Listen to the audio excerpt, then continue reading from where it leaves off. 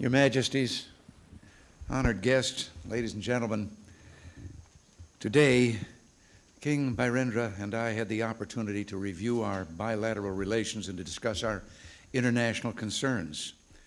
We also had the chance to get to know one another as individuals. I'm pleased to inform you tonight that not only are relations between Nepal and the United States good, but King Birendra and I have each discovered a new friend.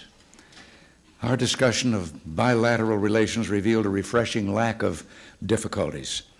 Notwithstanding the great distance separates our two nations, Nepal and the United States through the years have enjoyed a particularly amicable relationship. We prefer to think of you, Your Majesties, as neighbors on the other side of the world. We're so pleased that you've made this neighborly visit. It will serve to expand the goodwill between our peoples when more Americans, as I did today, get the chance to meet you personally.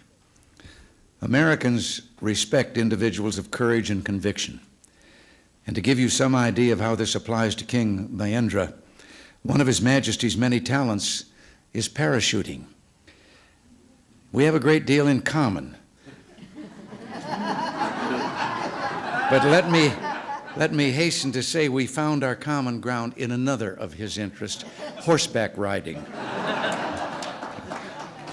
Your Majesty, the highest mountain on our planet, Mount Everest, is in Nepal, and so are 8 of the world's 10 highest peaks. The character of your people, the sincerity of your convictions stand as tall and strong as your mountains. Any American who's visited Nepal returns home in awe not only of the majestic beauty of your land, but also of the religious strength of your people. There are countless religious shrines in Nepal, outward symbols of your country's greatest strength. And Your Majesty, this spiritual side, which is so important to your nation, speaks well of you and your countrymen. Today, we had the opportunity to discuss a proposal of which you and your people can be rightfully proud. Through the Nepal Zone of Peace concept, you are seeking to ensure that your country's future will not be held back by using scarce resources for military purposes. We Americans support the objectives of Your Majesty's Zone of Peace proposal, and we endorse it. We would only hope that one day the world in its entirety will be a zone of peace. In the meantime, we encourage you to continue to work closely with your neighbors to make Nepal's zone of peace a reality. Your innovative approach to peace and development could be a foundation for progress throughout the region. We wish you success. It is an honor to have you with us, Your Majesties.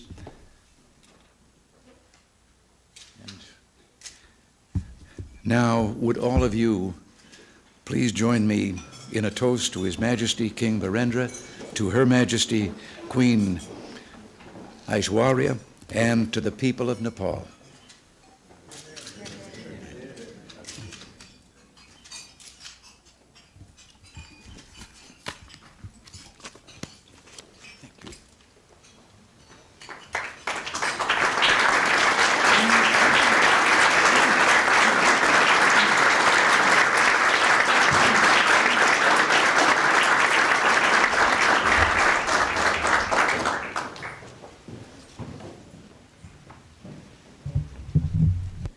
Mr. President,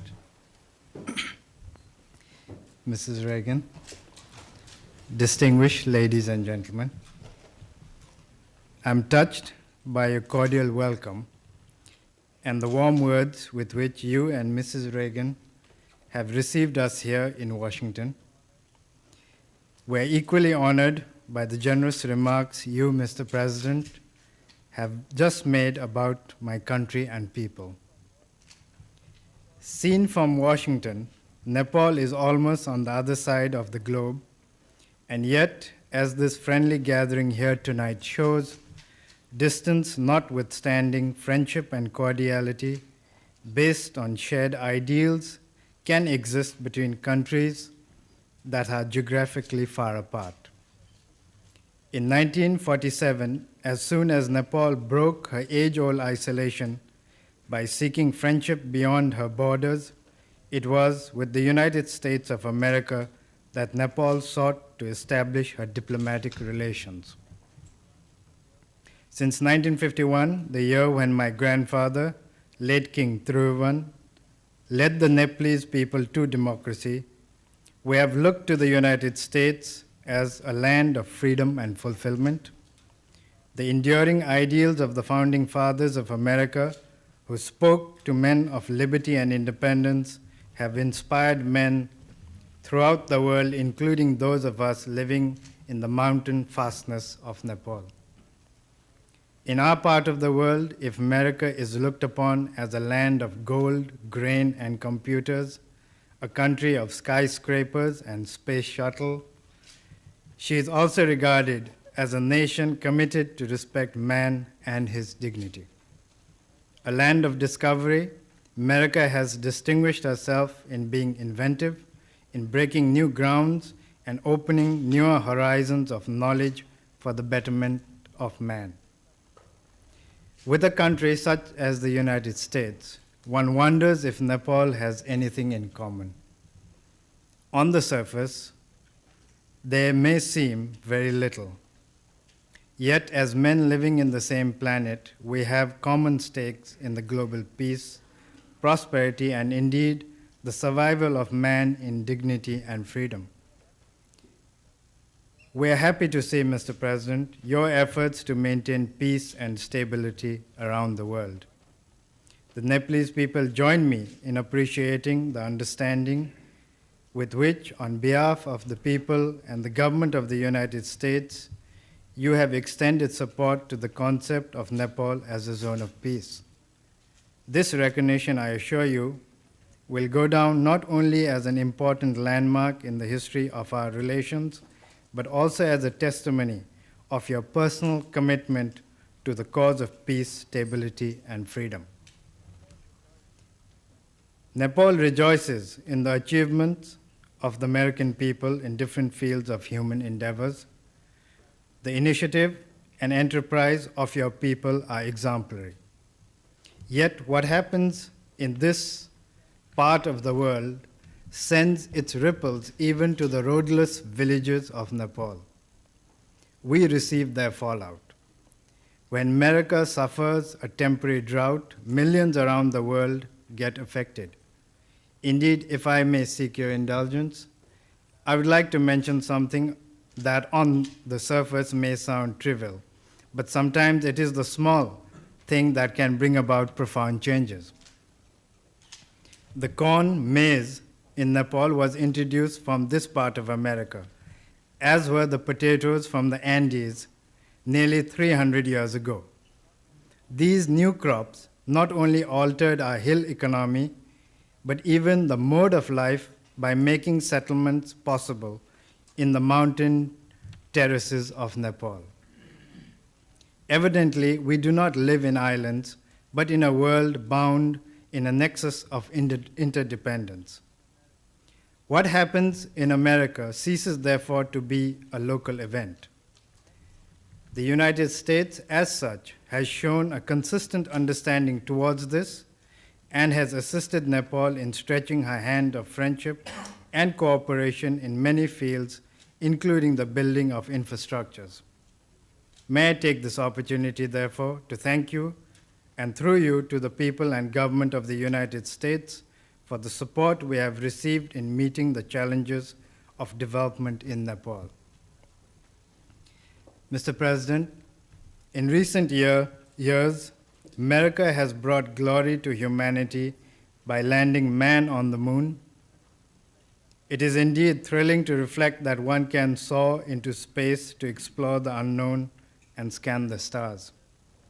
Yet these adventures into outer space would carry still deeper meaning if the part of humanity living in Nepal could also rid themselves of their continuing poverty. Herself a least developed, landlocked country, Nepal has always sought understanding and cooperation from her friends and neighbors. In fact, since the time I assumed responsibilities, I have sought that the minimum of basic needs must not be denied to people anywhere in the world.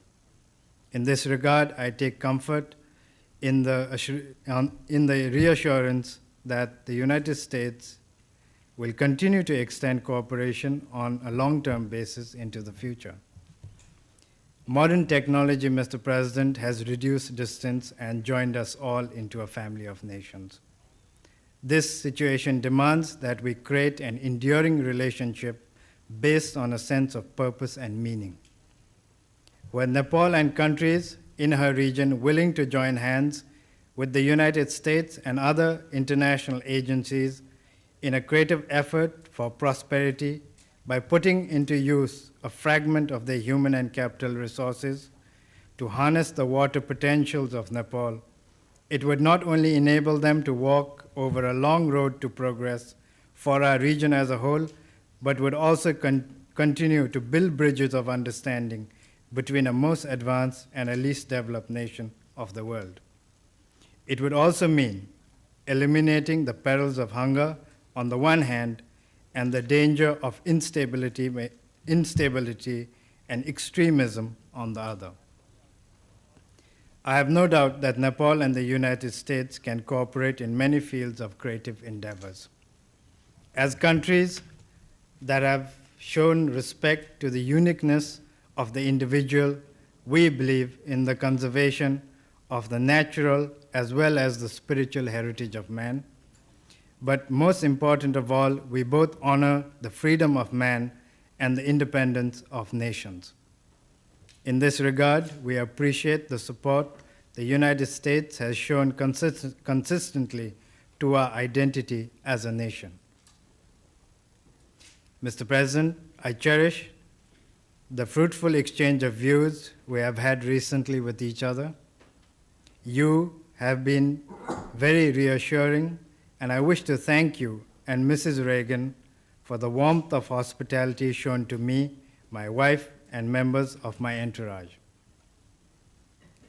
Excellencies, ladies and gentlemen, may I now request you to join me in proposing a toast to the health and happiness of President Ronald Reagan of the United States of America and the First Lady, Mrs. Nancy Reagan, to the peace and prosperity of the American people, and to the further development of friendship between Nepal and the United States.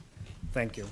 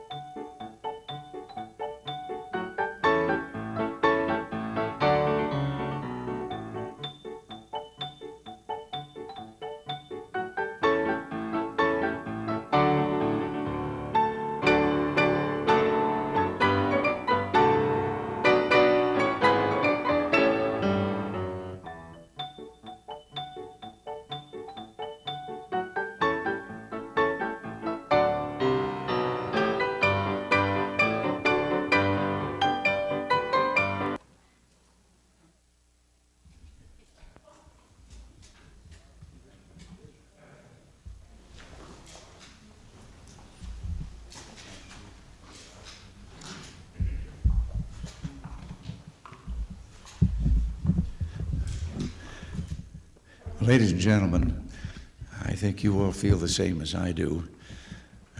Ferranti and Teicher, and I'm glad that we had that little introduction to tell us which one was which. And I will always remember now, Ferranti is the one with the mustache and the glasses. And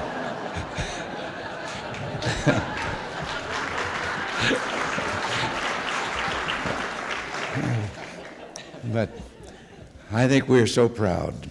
They started their careers in the United States, but their genius is appreciated worldwide now, and they have entertained us magnificently And we're truly grateful. And the thing is that all of this was the result of a lifetime virtually spent together, and yet they make it seem so easy and effortless.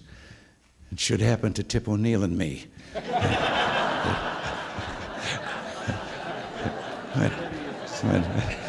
But we do.